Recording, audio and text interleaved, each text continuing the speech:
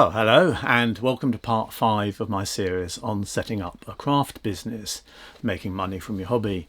And today I thought I'd say a few little things about pricing.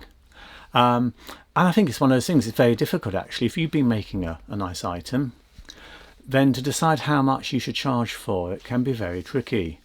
And I notice some people sort of feel, oh, I've invested all this time, and it's taken me so long to research the colour scheme for this nice scarf or whatever it is, and they tend to overprice. But what I see more commonly is people think, oh, I don't know, I just made it in my spare sort of time, I don't know if it's as good as other stuff, and they don't charge very much for it. And they undersell themselves. And I think there's a happy balance. But I think what you need to actually determine what is a fair price is to have some sort of formula. Because if you have a pricing formula, you can see what figure comes out of it, and then you can compare it with not only other things that other people make to see if you're competitive in the marketplace, but you can compare it to other things that you make and get an idea of your relative profitability. And the key word here really is profitability. There's no point in making something if it's not going to turn in a sufficient profit, unless you really just want to do it for the pleasure of making something. But if you're running a business, you've got to try and make some profit. That's the name of the game. Not turnover, profit. So I would strongly recommend you have some sort of pricing formula. I set out a couple in my guide, which I'll put a link to below. And I've mentioned before, this guide all about setting up a craft business, and reasonably priced on my website, and all the profits from that, all the revenue goes to the bone marrow cancer charity. So you're doing good for yourself and good for patients and their families who are going through a difficult time. Anyway, pricing formula. I'll outline one of them here to give you a flavour of what I cover. And the one I like to use most is what I call the cost plus approach. And essentially what this does is you look at your labour costs. So you need to decide what you want to be paid per hour. And just for the sake of argument, I'll say, let's say you want £20 an hour, just as a figure to put out there. And then what you do is you look at your material costs. So let's just say we are making a scarf, and let's assume the material costs on making that scarf are £25. So what you do, you have your material cost. Let's assume, to keep things simple, it takes an hour to make. So you've got £25 material cost, you've got £20 labour cost.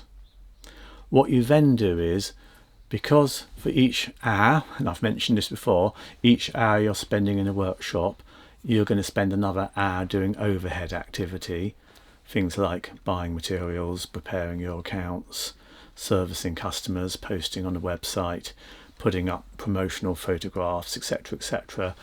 So you add an hour to, you double your labour time basically. So labour time was an hour, add an hour, 2 hours, it was £20 an hour on labour, so you say that's £40 for the making. So you've got £25 for the materials for this scarf and £40 for making it, giving you a price of £65. Now that is, if you like, what I'd call a wholesale price. So it's a sort of price I'd look at that point and see, well, how does that match up to what you'll get when you look at your competitors? And there I'm thinking of your competitors in a similar sort of market area. So it could be other craftspeople, it could be high street shops that sell similar sorts of items. But obviously if you've got a nice craft side to it, you need to think about that and the premium for that. But it will give you a guide, and you can put yourself into a customer's shoes. If someone's looking for a scarf, why would they think about buying your scarf versus another? And try and get a feel for whether your price seems competitive or not. What some people do is they because, as I say, that effectively gives you a wholesale price. That's the cost of you making the item, as if you're making it, say, for a shop to sell. Well, a shop would obviously want to take its cut of profit, so it would add another 50 to 100% on top of that. But you want to be thinking about what's a fair price, and you may decide to add a bit to cover things like attendance at craft fairs or your additional overheads. You may decide for various reasons to just reduce it slightly and take a slight hit, but be cautious of that. But I find that model pretty good. I tend to then apply another model, which I mentioned in the guide, which is quite good. It's like a two-price model, which helps, I think, give you another comparator. But all of these pricing models, they're only like estimates. So I'm not saying they're the gold standard, but they are very useful if you're trying to get a feel for what your thing should be. So take them with, if you like, a pinch of salt, because they are only going to give you an estimate.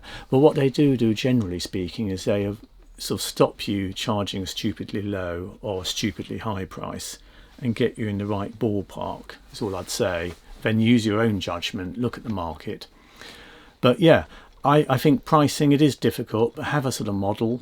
And the other key thing I find about it is it actually makes me think, well, what's the relative, profitability? If you're doing glass work, just say, and you make paperweights and you make vases and you make perhaps sculptures, you could apply that model to each of those things, and then you can see, oh yeah, okay, actually paperweights, oddly enough, are highly profitable. I can make them quickly, the materials don't cost much, and hey bingo, that's good. Whereas vases may be high failure rate of breakage, fiddly to make, and not the same sort of profitability. So you can get an idea as to your relative profitability.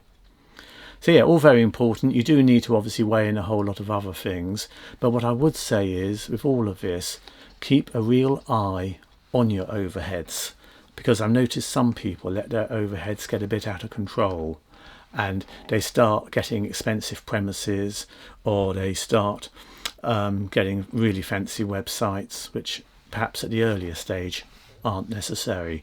You can always scale up later on if you feel that you want to make your business a bit more, substantial, larger.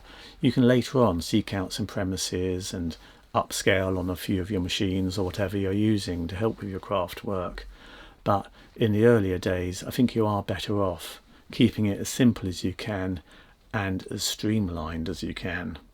So anyway, a few thoughts there on pricing, which I hope will help you on your way.